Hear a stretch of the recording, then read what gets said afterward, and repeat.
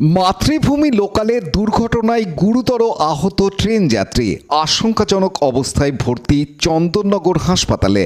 ট্রেনের গেট থেকে মুখ বের করে থুতু ফেলতে গিয়ে সিগন্যাল পোস্টে ধাক্কা খেয়ে ট্রেনের ভিতরে ছিটকে পড়েন ওই যাত্রী।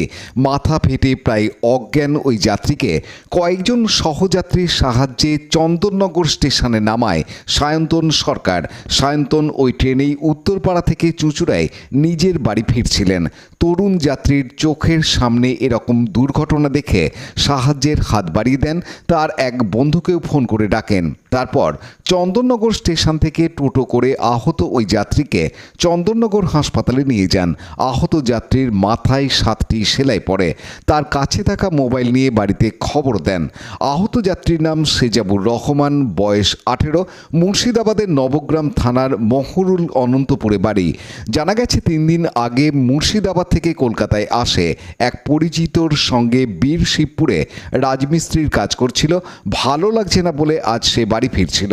হাওড়া থেকে ব্যান্ডেলগামী মাতৃভূমিতে উঠেছিল। ব্যান্ডেল থেকে কাটোয়া লোকাল ধরে সে কাটোয়া যেত। সেখান থেকে খাগড়াঘাট হয়ে বাড়ি পৌঁছানোর কথা ছিল, কিন্তু মানকুণ্ডু থেকে চন্দননগর ঢোকার আগে এই দুর্ঘটনা ঘটে। দুর্ঘটনার খবর পেয়ে পরিবারের লোকজন চন্দননগরের উদ্দেশ্যে রওনা দেয় বলে জানা গেছে। সায়ন্তন বলেন, আমরা ট্রেনের ভিতরে দাঁড়িয়েছিলাম। গেটের বাইরে ওই যাত্রী থুতু ফেলতে যায়। হঠাৎ করে একটা শব্দ হলো, ছিটকে ট্রেনের ভেতরেই পড়ে গেল সে। পা দুটো বাইরে ছিল। আমরা তাকে ট্রেনের ভেতরে ঢোকালাম। 8টা নাগাদ চন্দননগর স্টেশনে ঢুকছিল ট্রেনটি। কয়েকজন যাত্রীর সাহায্যে তাকে চন্দননগর হাসপাতালে নিয়ে যায়।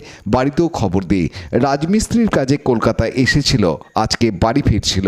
হাসপাতাল সূত্রে খবর, আহত ওই যাত্রীর অবস্থা অত্যন্ত আশঙ্কাজনক।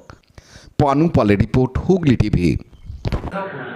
কোথায় বাড়ি? মুর্শিদাবাদে। মুর্শিদাবাদের অনন্তপুর বলল, থানা অনন্তপুর। আর ছেলেটার নাম কি? ছেলেটার নাম হচ্ছে সেজাবুর রহমান। সেজাবুর রহমান। হ্যাঁ, আর ওনার বাবার নাম হচ্ছে হাবিব শেখ। হাবিব শেখ। হ্যাঁ।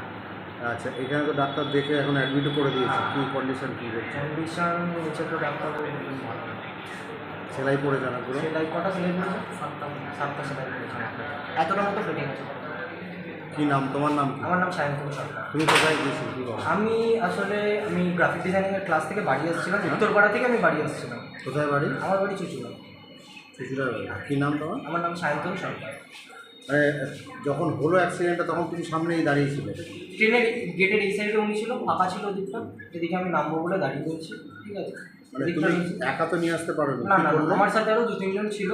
ওরা স্টেশন অব্দি টোটোতে তুলে দিয়েছে। তারপর ওরা বেটার হবে না। হ্যাঁ, কি হয়েছে বলো না।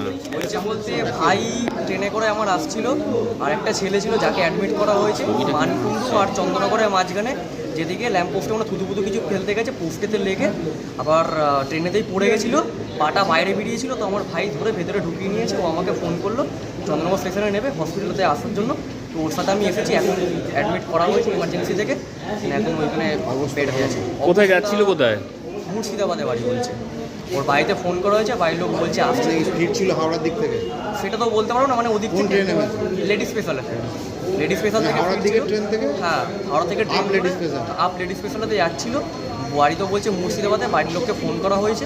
দেন এখনো পর্যন্ত জানা আছে। ফোন নাম্বার পাওয়া গেছে? ফোন নাম্বার পাওয়া গেছে বলতে ওর ফোন থেকে নেওয়া হয়েছে বাড়ির লোকের নাম্বার। ফোন করা হয়েছে। তোমরা উদ্ধার করলে তখন কি জ্ঞান? লাইক, শেয়ার, সাবস্ক্রাইব করুন হুগলি টিভি। খবর এখন বুক পকেটে।